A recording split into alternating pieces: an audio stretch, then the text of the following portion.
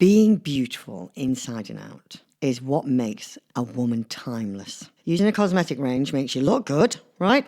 But using an ethical one makes you look even better. Think about that.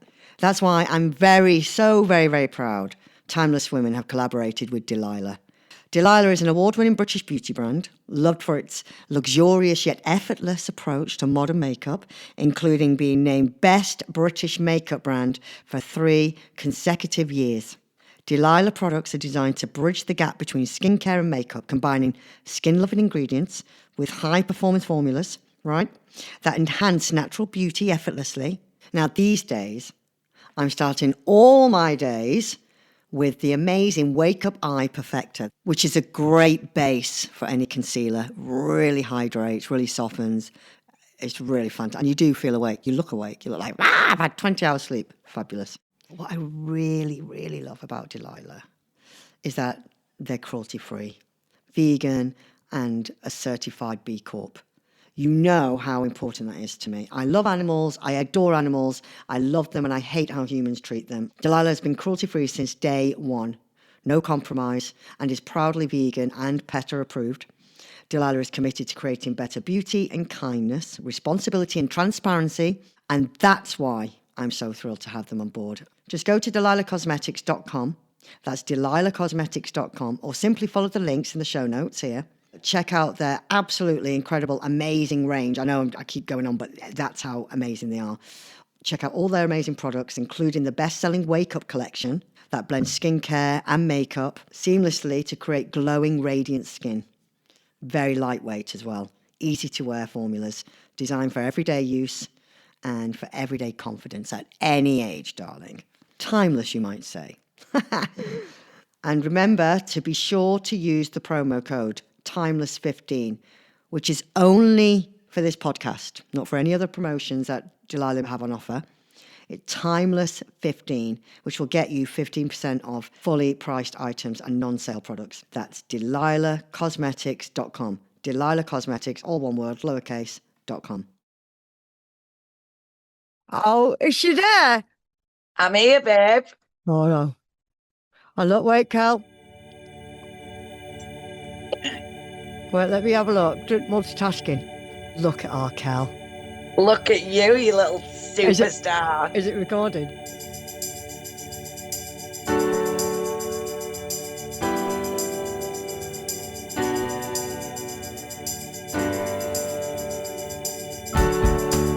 Hello. Hi. Hello. Yes. Welcome back to Timeless Women. With me again. Hope you're not getting bored of me. Collette Cooper, vocalist, actor, musician, activist, especially for the animals, because they can't speak for themselves. And in this podcast, I talk to amazing, independent, inspiring women. And of course, my podcast is powered by the one and only Delilah, which is a cruelty-free cosmetic brand who I absolutely love, and I know you will too.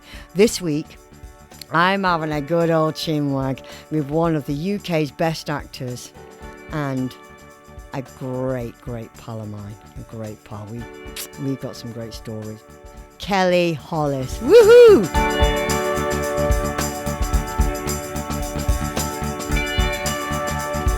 Me and Kelli have known each other this long that we went through adolescence hormones to perimenopause hormones. That's how long we've known each other. Absolutely love this woman. We go back, way back, don't we, babe? We met in a nightclub. Oh my God, do you know we met in a nightclub? But the funny thing is, sounds ominous, that, doesn't it? The funny thing is, we could talk for hours and hours about our lives that we've gone, our lives together we've gone through. But that's a different podcast. Say that.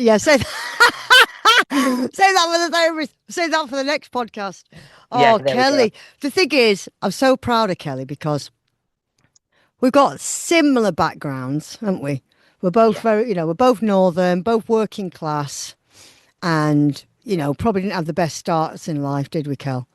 But no, not really. Kelli not the worst, but not the best. Yeah, not the worst, but not the best. But Kelli is basically a superstar actress. And she started off in this great TV series called Tina Goes Shopping.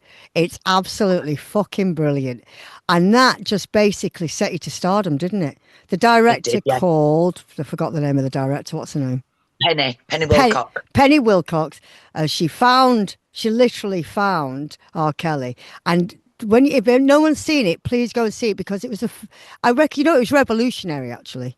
It was Yeah. revolutionary because there was nothing like now everyone's doing it. And, recently they did it with, God, this is brain fog you get with perimenopause. What's that recent one? They did it on all one shot and improvised. Adolescence. But you know what? Kelly did it first. I'm sorry. Kelly did it first. We got nominated for a BAFTA for innovation. Exactly. So it was unscripted, guided, but unscripted. It was all improvised, and it was so real because at the time everyone thought, oh, it's like this is a documentary, but it was a drama because it wasn't. It was very Ken Loach, but it was only Ken Loach really did that in films. There was nothing like it in TV. No. And the thing was as well, people really did think it was real to the point where I was getting followed around having nicked. Oh, yeah. That's right. But the thing is, I didn't help myself because I kept going, much. Please go and see Tina Goes Shopping. Where can we see that now? Because it's years ago. I think you can only see it on YouTube. I shouldn't try and buy the rights to it, really, shouldn't I? But there's Tina Goes Shopping, then Tina Takes a Break, and then Mischief Night. So that's right. A bit of a trilogy. Yeah, that's right. There was a trilogy, wasn't there? There was a trilogy.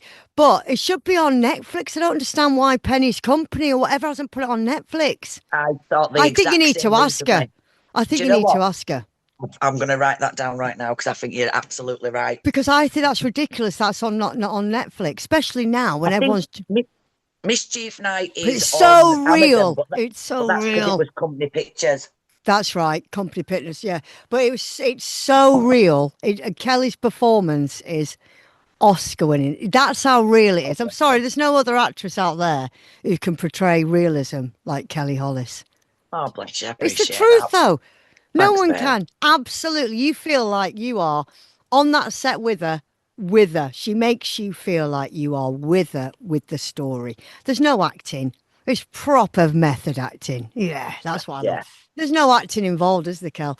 And me and Kel did a film together. We've done a few things together, but with Penny Wilcox. But I won't go into it. But I was very naughty. I was very foolish back then. I was young and foolish. I was very naughty, and I think. Yeah, she got very upset with me, and I don't blame her, actually, but we won't go into it. No, she's asked about you since she definitely wasn't upset with you. She asked about me. We were all wild back then, babe. I was wild. I was wild, absolutely too wild to turn up on set. Anyway, never mind. I know what I did. I was off my head. But they were fun times, weren't they, Kel? But anyway, I'm so proud of you, Kel. But since then, since Tina Goes Shopping, she just did everything. You just did loads of great stuff, didn't you? Did you? So lucky. I'm still not lucky. I'm not even joking. Not lucky. You deserve it because you're just brilliant. She was the hottest ticket, hottest property, weren't you, Kel? Everybody wanted to work with her.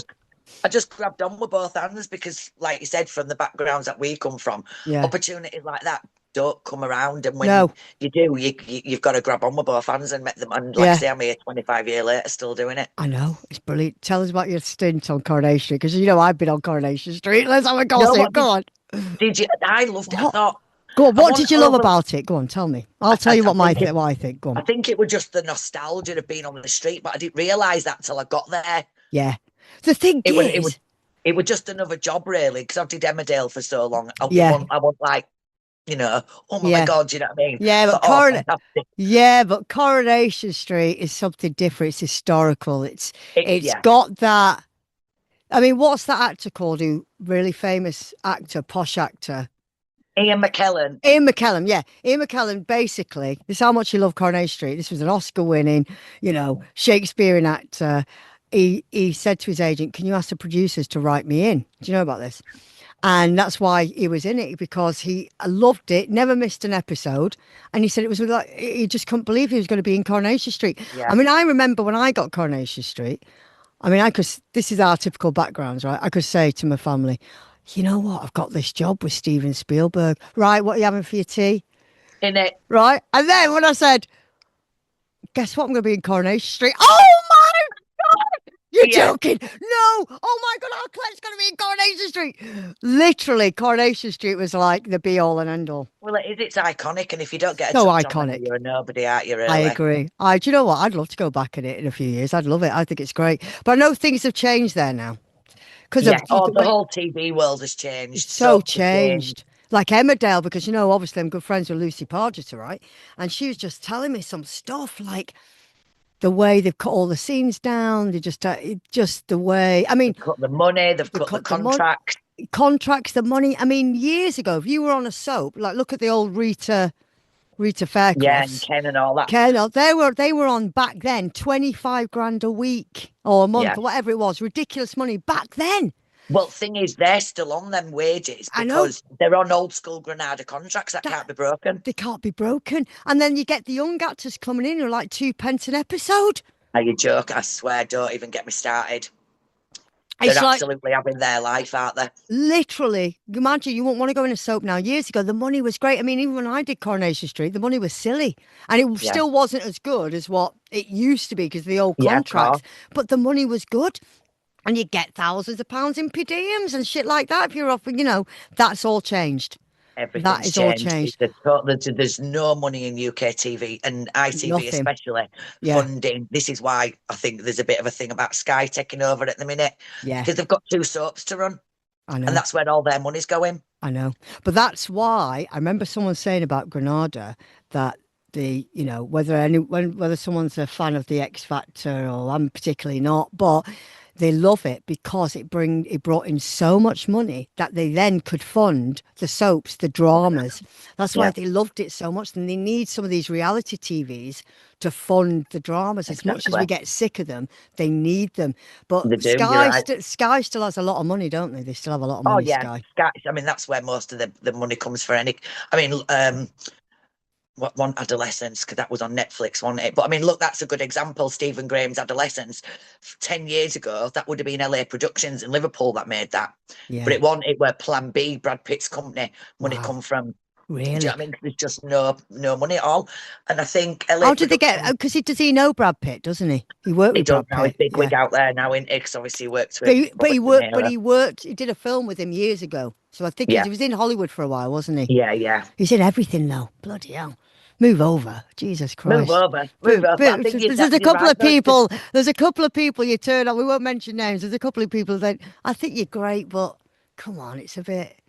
You know what I mean? I love Nina Simone, but I'm not going to play her every day. I'm not going to play her music every day. But the thing is, they're the money makers. Then they've got to. I think it's like. Oh God, I'm terrible with fucking names. Because you've got brain fog because we're perimenopause. That's why. 100%. When you get to 30s, go on. Anyway, they get the golden ticket. It's like right, but they're still getting paid a lot less, but they're just pumping out different shows. Who? I've still forgotten her name. I can't fucking think anyway. What she look like?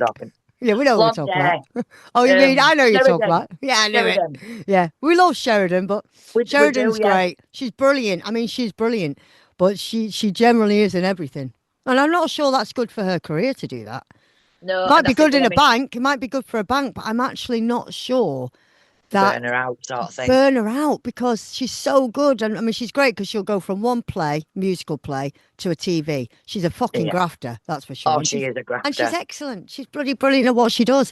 But I'm just thinking, if I was her manager, which obviously I'm not, or her agent, I'd just be a little bit like, you know what, let's leave this one. There's going to be a better one for you next year, because I just think she's could be overusing her talent. Do you know what I mean? You know, and I think you're right. But I mean, I know recently, especially last 5 years, when I'm pitching ideas and pitch decks, first question is, who have you got attached? Second question is, what's your reach? So they want you to bring the whole audience with you now. They don't even want to create something new to you know, invoke some more interest. It's like, who have you got?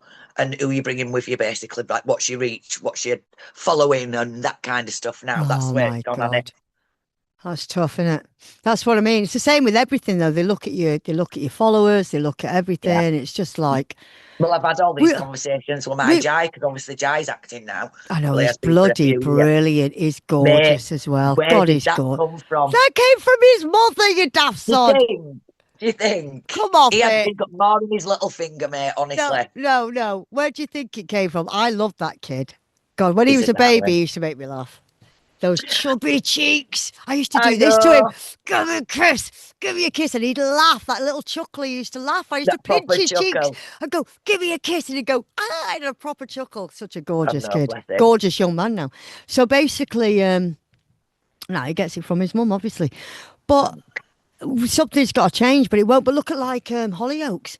It's on 10 minutes on YouTube now. That's just gone, finished. Well, that's it. And they've started showing Corrie and Emmerdale first thing on the morning before it's even shown at terrestrial times. You're at 7:30. joking. First No, thing on I the can morning, where? on ITV Plus. You're joking. I just watched Corrie this morning. That's tonight's episode. You're joking. Because they're trying to find ways to get people to watch The it. thing is, I think they've missed. I don't think they've missed the boat necessarily, but I think they're a bit late to the party. I think they thought they were going to be able to stand the test of time. I think they maybe got a bit complacent. Yeah. But they've lost a lot of. I said this 10 years ago. Yeah. When I first went to Emmerdale, I said the worst thing they did was put them on all at once. They made people pick their favourites, and they shouldn't have done that. Yeah. And then now viewing habits have changed. People's lives have changed. Yeah. Their demographic audience were mums at home with kids, let's say. And now Yeah. mums are working. They haven't got these hours to invest 2 or 3 hours a night into soap. So they've made people pick the favourites. And you know what? You're right. It was just stupid. They needed to stick together. And also, I miss those days where you'd wait in and watch Coronation Street was it on a Monday night and a Wednesday? It used to be on once a week, and then it went twice a week. Wednesday, Fridays, wasn't it? Then it were EastEnders. But it used to be once a week at first. But but that was in every TV series. You'd wait. There was no catch up.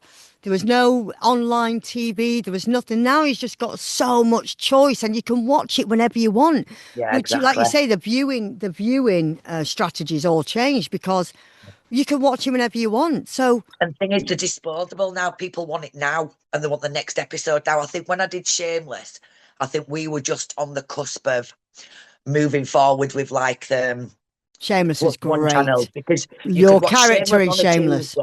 Oh, well, you could watch Shameless on a Tuesday, and then on E4 you could watch next week's episode. That were like the sort of cusp of all these. That's what I mean, and that's when it all changed. And now, now because you don't have to wait in on a Friday night at 7:00 to watch something, you do whatever, and then, well, of course, then when people started to record it, you could VHS or whatever. Then that happened, didn't it, when we were growing up? Yeah, you could do that. So that's the start of it, really, wasn't it? Because you could record it and watch it the next day, and then that was the start. But I do miss those days. Do you know what I mean? I miss. Like I say, let's sit down on a Tuesday and watch this, or do you know what I mean? That programme starts on Saturday, and I think with soaps as well. I think the storylines have got because they're allowed to do certain storylines that before 9:00 you probably won't be allowed to do. That's and I right. think they've lost a lot of the family audience, because families don't sit and watch it now.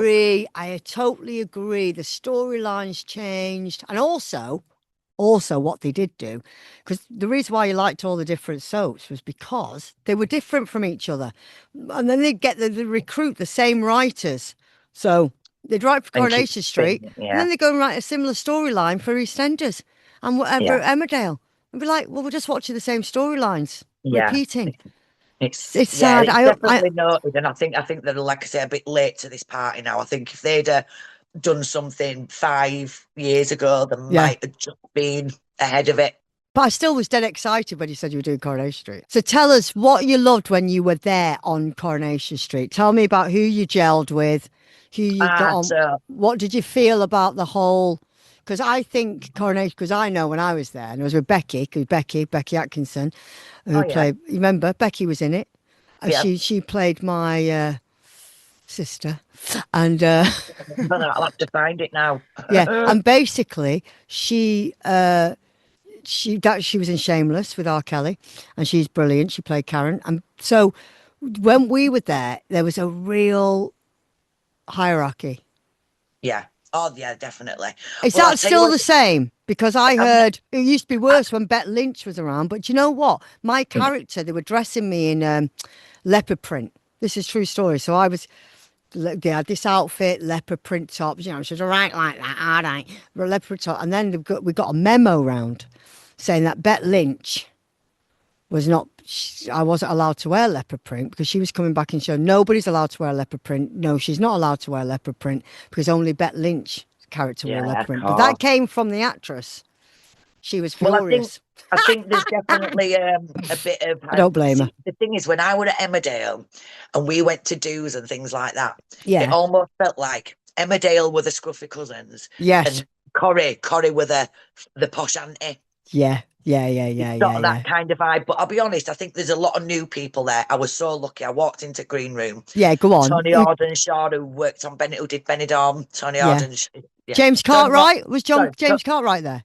No. Okay. I met Tony Maudsley. Yeah. And as soon as I walked in, he just broke the ice because I've never met him. He just went, "Oh my God, I've been waiting for you. Sit down and tell me all about your weed shop in Thailand." So that broke the ice, lovely. Do you know what I mean? That's brilliant. And I got to work my main stuff with Sue Devaney. Yeah. She was an absolute superstar. She messaged me yesterday. She was like, "Why does it feel like I've known you all my life?" Oh, that's lovely. That is, yeah. And so they were lovely. Was there any? You can't say too much really, but I just when we were there, there was a couple of actors who were quite mean to Becky, but it's. Yeah. Nobody dare mess with me. I'll just fucking tell them straight. Well, the same with me. I wouldn't have it, but they were a bit mean to Becky. I remember that. That's not cool. It was a real hierarchy situation, but that had been passed down from the older generation where, they had their own seats. They had their own seats in the dream room. No one else was allowed to sit in them. Yeah. So I think that was all kind of passed down. It was very like that. Yeah, but I met some great people as well. I did have a great time. I loved it. I had a great time.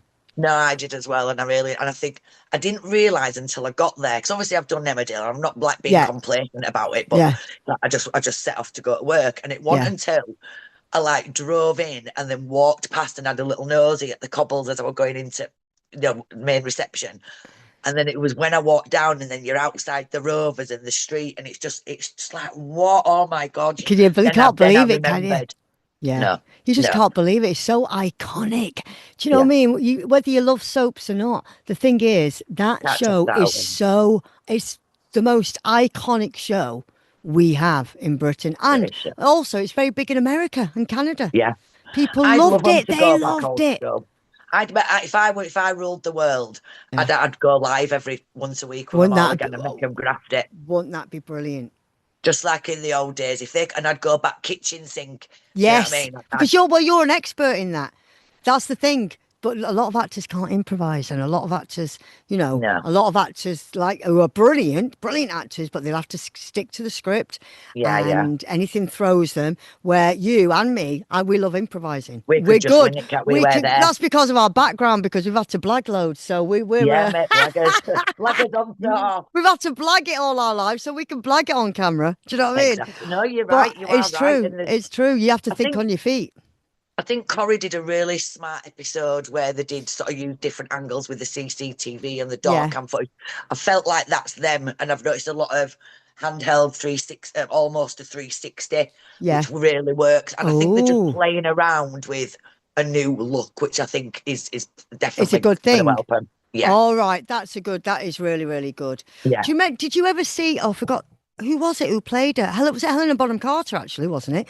About Crossroads. It's way before our time, but Crossroads. Really? Helena Bonham Carter played. The main. I don't know if you've ever seen, but the main. I watched it. She was brilliant. She did a biop of the main character in Crossroads, and how that used to run. They used to do it with a live audience, but how it used to be back then in a soap. They were stars. They would have Rolls Royces bringing them to the set. But you've got to watch it. What's it called? It was about the main actress in Coronation Street. She ran the motel. Not Coronation Street, sorry, Crossroads. She ran the motel. It was set in Birmingham before our time, but I watched it because she's brilliant. She was brilliant. Watch it because it's really insightful to how the soap started off. Also, what's the actress called who's in EastEnders? Who, how rock Cockney, all right. And then she played Elsie Tanner in a drama in Coronation. Oh, plays Cat. She plays Cat in EastEnders. I know her name as well. Not that the worst. This is terrible. And her name is, what's her name? Jessie Jessie Wallace. Jessie Wallace. So she played Elsie Tanner. That was a great one. Yeah, and Elsie Tanner was this prominent character in Coronation Street when it started. It was way before our time, but it was when it first started. And that was a brilliant drama about it really was. The behind the scenes, but also how soaps used to operate. Do you know what I mean? I sat and watched a load of the old classics recently, and oh my God, they are phenomenal. But you know what? It's so funny because what we did at Christmas, we watched all the EastEnders Christmas episodes. Yeah. They were brilliant. They were like Ken Loach films. They were great. They were well produced. Everything about them were brilliant. Yeah. But the thing is, you had something you were bothered about telling you a story, and that's what I think that's got lost in a lot of TV stuff now.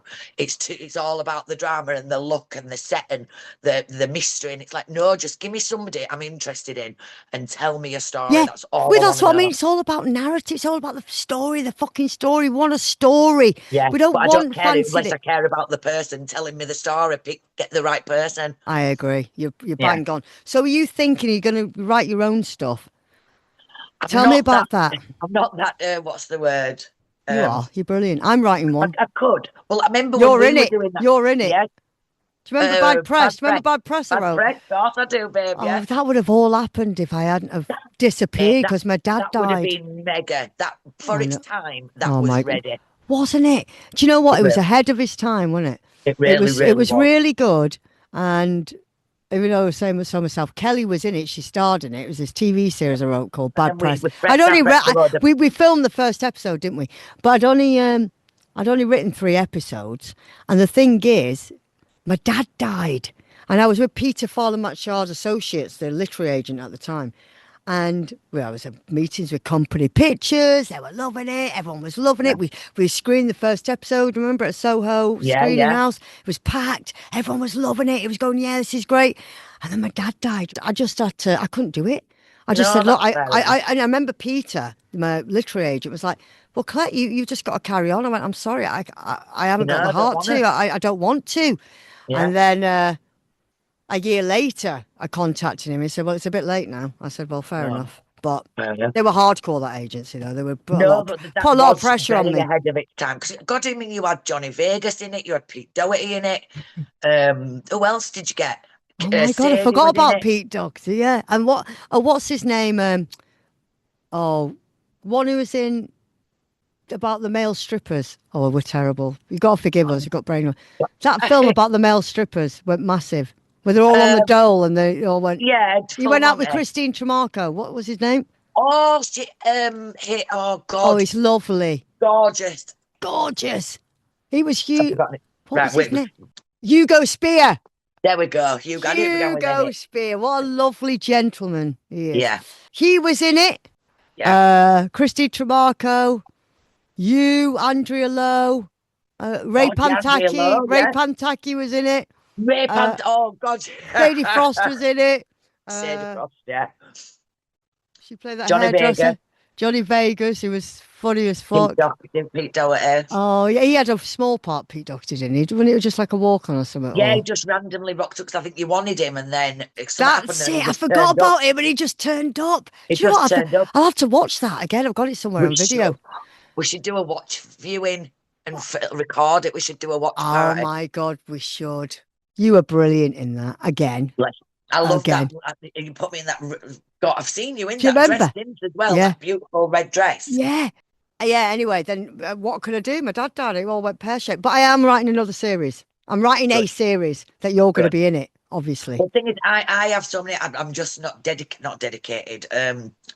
thingy enough to just sit and do it on my own. Yeah, I think it's better to have a writing partner to keep you fresh. And you know, you know what? Funny you say that because I am writing it with someone. I think it's an idea. Yeah, I agree. You can get too inside your head with it, can't you? Yeah, it's an idea that came about. I can't say too much. You know, I'll tell you later. I can't say too much right now. So basically, it's an idea that came about in 2017, but it's very now. It's good now. Yeah. It's just an idea that came from something that I did at this gig. Anyway, that's all I'm going to say. But it's good. You'll like it. You'll be brilliant in it. And I've got to get this album out of the way first. Once I've finished that... I know. Tell me about, look, mate, you are phenomenal. Stop it. I've tried to sneak down to one of your gigs a couple of times and it just hasn't quite We've happened. got to make that work. Oh, Kel. But oh, bless you, babe, you are amazing. You are such a performer. I love the look. I love the energy. It's like you were meant for that, honestly. Oh, I love you, babe. Bless you. You were meant for that. And I know, like both of us, we were all trying to find his way. I think you as well. Yeah. Back then, we were all trying to find his way in this crazy fucking industry and this crazy world. And I'm super proud of you, mate. When I see you on the stage and singing like you do, I think there she fucking is. Oh, Kel. Yeah, bless you. Oh, Kel. No, I love you. Yeah. I mean it, I like a bit of singing, me. I like a bit of singing. Well, you've just inspired me, actually, because I'm starting to write some stuff for Catley again. Yes. And I had this idea of 6. It was actually a story I seen about. Don't say it. You can't. Don't give it away on the podcast. All right, I won't give it away then. You can't give it away on the podcast because whoever listens might steal your idea. Do you know what I mean? But we could talk about that later. But I think you will, because you're a natural writer and you've got to do it. Write with Caitlin, do it, get it off the ground, go to Sky, because they've got all the money. Definitely. Just do it. Oh, yeah, they're the ones with the money, definitely. You know what I mean? And you know enough great actors as well to attach them. Same with me. I'm attached. I've got great people to attach. I think this is where we're at now. It's almost like, you paid your dues and now it's like, right, do you remember this? And I think I put myself in a good position that I can make calls. Absolutely. Yeah. I think that's what really works. Just make that call. Oh, can I have you for a day on this? And people would say, yeah, because exactly. you make good relations. Oh, you make good relations, but also you've got an impeccable, reputation of being fantastic. So, do you know what I mean? And that's when, look at me, I'm just having a little coffee. Hold on. Good, let's have a tea now. No, you're going to see the cup that I stole from Coronation Street? Well, let's have a look. Did you steal it? Of course I did. I can see it. I love it. Oh, I love that. Oh, will you get me one if you ever go back? Yeah, I'd love you to go back in Corrie. Well, there's about 4 different versions of it, so don't worry. I'll empty my bag and make Listen, sure when you go back, can you have a mention? Do you know James Cartwright? James Cartwright. His dad's the writer, Jim Cartwright. No, I don't know him. He's hilarious. Well, he's been in Coronation Street. I'd love you to hook up with him. Proper lovely guy, friends of ours. He's a good friend of ours. I've worked with James years ago when he was like 15. He's a grown man now.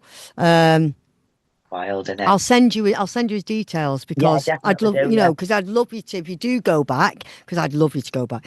Also, put a word in for me. Just say I would love to do a few episodes there again. I'd love it. So, can you believe that our Fallon's 32 years old? I can't believe it. Stop it. Crazy, isn't it? It's absolutely and she's crazy. Absolutely beautiful. Oh, mate, I tell you what, that when I face. watch her with Arlie, she's stunning, isn't she? She's so stunning. She looks like you. She's the double of you. She's the double of you.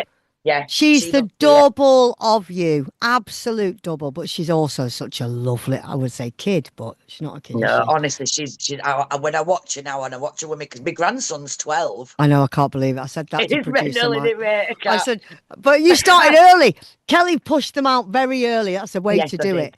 That's the way to do it. Get it out of the way. Like the old days. Like the old days, that's what our grandmas used to do. Push them out early. How about? Yeah. He calls me Mama G because I didn't want to be called Nana or Grandma. No, so Mama G. I love that. Oh, let's talk about Robbie Williams. So, Kelly is a massive fan of Robbie Williams. Now, Mike's worked with Robbie Williams. He's been on one of producer Mike's podcasts, and we had to meet him. We met him in his hotel. I've met Robbie Williams a few times, and you're going to love this. So when I would follow him, when you go live on Instagram, you only go live, and he's got millions of followers. I just clicked on and he was going live. And I went, hey, up, Robbie, how you doing? And he went, hiya, Collette, how are you? On his Instagram live. I was like, They were doing loads through lockdown and that one. Yeah, but anyway, the thing is, we've got to make this happen for you to meet Robbie Williams. We've got to make it happen. I've met him so many times over the years. Yeah. Over the years, in bad ways, in good ways. Like I remember when I first met him, he was he didn't say that, but when I met him once, it was in Chelsea on the King's Road, and I was with my pal Danny at that time, and I remember Danny going, "Oh my God, let's hide, quick! Robbie Williams is coming." It's when he left Take That and he bleached all his hair and he lost his tooth. And Danny's going, no, he's seen us. Quick, let's hide from him. I always remember that. And I was like, oh, don't be mean. Because I remember he was getting loads of jip. Yeah. And he came up, he was off his head. He goes, hiya. And Danny's going, all right, yeah, we've got to go, haven't we, Claire? We've got to go. And I was like, how you doing, mate? And he was off his head, bless him. But anyway, since then, I met him whilst he's strong and he's sober. And I've got so much admiration for that man. I think he's amazing. Absolutely amazing. Did you see that film? That film? Oh, God, Jesus. It was excellent. I've seen it like 5 times. It's so brilliant. You know what it is? He's always just been this. There's always this essence of authenticity that I agree. You can't buy. And he's been through the ringer, but he always comes out and he comes out smiling. Yeah. And he owns it. And honestly, I absolutely adore him. I do. And do you know what? The amount of jip that he got. I've seen did you see the documentary as well? I watched the documentary and then the film. So the amount of jip that he got. And I just thought, it was, all he wanted to do was sing and entertain. What's wrong with everyone? And he did it the best way. He was fucking brilliant. And I was really pleased he eventually got an Ivor Award for his songwriting. He got recognised. And I thought, that made me actually cry. Because I thought, good for you. He's grafted. He's been through hell. He's been, and he could have given up. He could have tapped out so many times. And his background as well. That's what I mean. He has a similar background to us. His background, he was a grafter and he just such a lovely. Phenomenal. I think he's phenomenal. Really happy he's got a lovely family and his wife. Oh, yeah. Met his wife. I even messaged Dider saying, just so you know, I'm posting that. Obviously, she didn't reply. But I was like, actually, it looks a bit weird, like I'm trying to stalk her husband now. So I sent a message saying, look, just so you know, it's a bit of fun, but, I love him, but not in that way. Like that. I love him like a brother thing, you know what I mean? Yeah. So we've got to, let's work out how we can meet him. Producer Mike will have to try and work this out. He's doing a gig. I'm going to book tickets because I was supposed to go to Seville for my birthday to see him, but that didn't end up happening. But he's just announced yesterday, is it Lytham or Summit Festival next year he's doing? Right. So I'm definitely going to get gigs. Which festival? I don't know. Somebody sent me a link yesterday. I'll send you after. Okay. Lytham Festival or something he's playing at. Well, let's just see, because there's always that 6 degrees. I'll know someone who really knows him. I don't know him well enough. I've only met him a few times. Yeah. But he came on Alien Nation, on the Joe Woods Alien Nation that Mike produces. And we went to his hotel. Because he's into all that. Because he went on my friend's podcast. My friend does all supernatural stuff on the East Coast. And he went on there as well. Oh, so we've got to find a way where we can I'm this close. I know. I'm this close. 6 degrees. You're getting closer and closer to meeting him. We've got to make that happen, Kel. Well, and obviously, because I know you mentioned your dad earlier. Yeah. But I don't remember, we were going to Amsterdam for my 30th and your dad had just passed. Oh, yes. Because you were supposed to come with me and obviously your dad.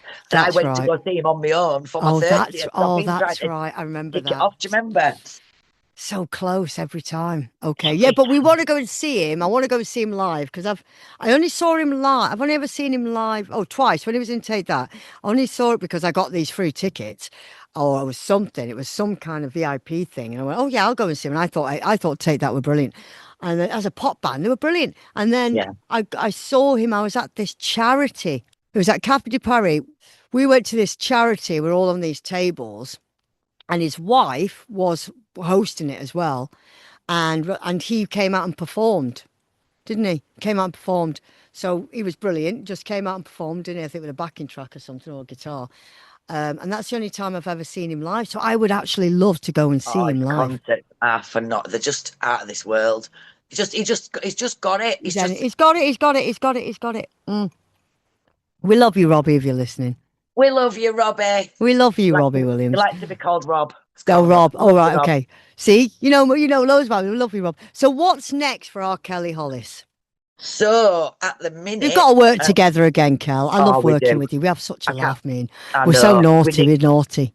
This writing thing, we need to hook up and float some more ideas. I agree. Got thing I think you'd be interested in. Yeah, I agree. You're definitely written a part for you in my thing. That goes without saying. Go on. So I'm actually doing a Shameless Reunion.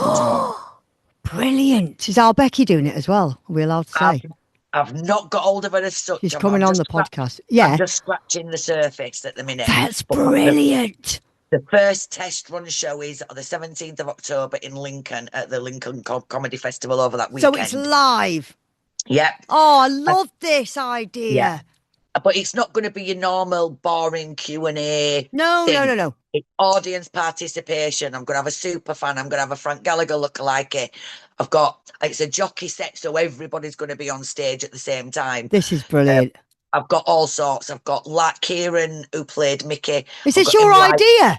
Yeah. Paul Abbott. Well, why don't you say, first of all, it's your idea, you fool? This is brilliant. No, I've organised it all because I reached out to Paul Abbott and basically put in writing that I can. So Paul Abbott, it was his thing. He was the main guy who wrote it and everything. Yeah. So I wanted his blessing. I could have done a normal evening but now it's a full Shameless event because Paul's given me the rights to the name and. To use the name we love Paul Abbott, don't we? He's do you know what, though? I'm just going to put it out there. Why can't we do a Shameless musical? And get me in, obviously.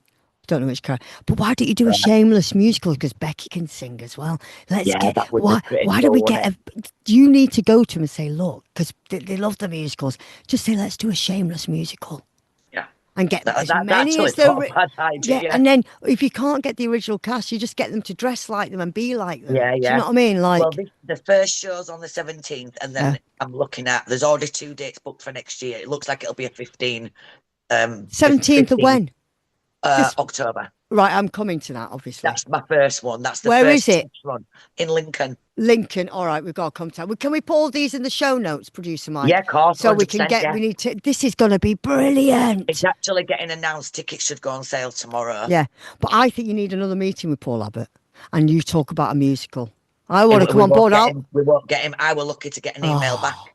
He's a full-on recluse now. He just chills. Oh, is he? Does he not write anything anymore? No, not as far as I know. Well, everybody was shocked when he got back to me. They were like, "What do you mean he emailed you back?" Well, he loved you. I always had a good relationship because he actually said to me once, he said he always wanted to write Shameless. Yeah. But he didn't want it to be Grim Up North, Alan Bennett, Ken Loach. And exactly, because it's funny as fuck, Shameless. But he said he saw Tina go shopping and he knew he could write Shameless and it'd be funny. I know. That's brilliant. Have you reached out to Maxine Peake for Shameless? I have, but she's hard to get hold of. Obviously, I don't have people's direct numbers anymore. Well, have you contacted her on Instagram? Yeah, but she don't run it. I mean, I can ask her to give you her details. Do it 100%. Yeah, I'll do it. I worked with her so many times. I'll be honest. You know her. She loves you, but I better check with her. I'll give you her email and number and say, can Kelli Hollis get hold of you? All right. 100% I wanted to come on the podcast, so she's great. You know that she did spoken word on my Christmas album.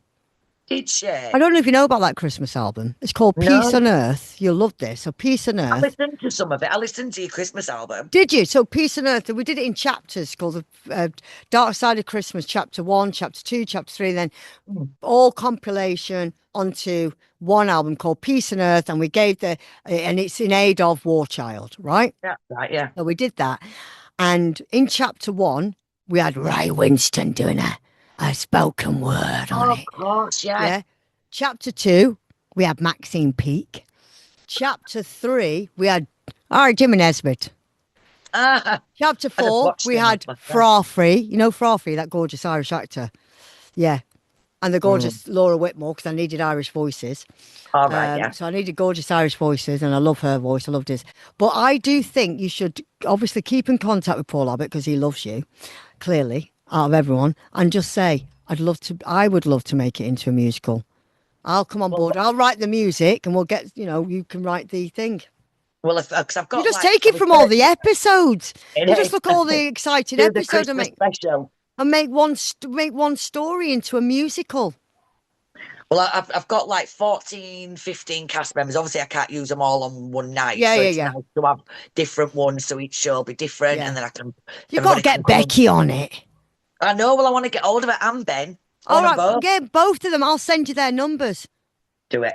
Because you've got a new phone now. You've lost everyone's numbers. That's it. I've lost everybody's numbers for years ago. Yeah. But I spoke to a few of them, like Elliot, who played Carol. Yeah. They were like, oh, God, are we all going to get his own spin-off show now? And it was like, we'll see. I love that. One thing at a time, mate. One thing at a time. But I only wanted to do the one show. I just wanted to do it for the crack, and now Paul's given me sort of consent and permission and in writing, it's silly not to roll with it. Oh, you've got to roll with it, Kel. Kel, you have got to roll with this. You've got to roll with it. It's an honour for him that he's trusted me with it, and he's just gone, of course.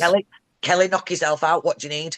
Tell me what you want. Because he trusts you'll do a great job. Yeah, I'm going to pass you those numbers because, just go for it. And any help I can do, our end. And when you get it going, we'll get you back on and we'll just talk more about it. 100%. I love you all, Kel. You are a superstar. And I'm going to say this again because it's the truth. I've got a lot of actor friends who are all brilliant, by the way. But there's not one that portrays realism as much as our Kelli Hollis. She's just, they've all got to learn from you, all of us. We've all got to learn from our Kel. I appreciate that, babe. We've all got to learn from her because I don't know what she does, what magic it is, but everything she does, it's so believable. You don't not believe for a second. That's how good she is. Oh, man. And that's all the blagging she's had to do as a kid. But anyway.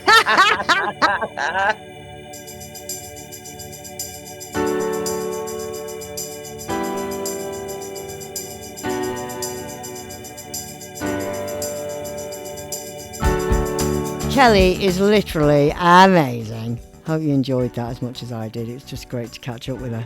We could have talked for hours and hours. Well, that's it for this week. See you next week. And as always, thank you to Delilah, our collaborators. They are an amazing cruelty-free cosmetic brand. Totally the most ethical brand out there, who I adore. And you can get 15% off your purchase with the code Timeless15. Go and check it out. Their products are incredible. The lipstick is insane. Please also check out Nimble Cares. Their ethical cleaning products are amazing. They're just brilliant. It's all about being cruelty-free on my show, right? See you next Tuesday. Love you.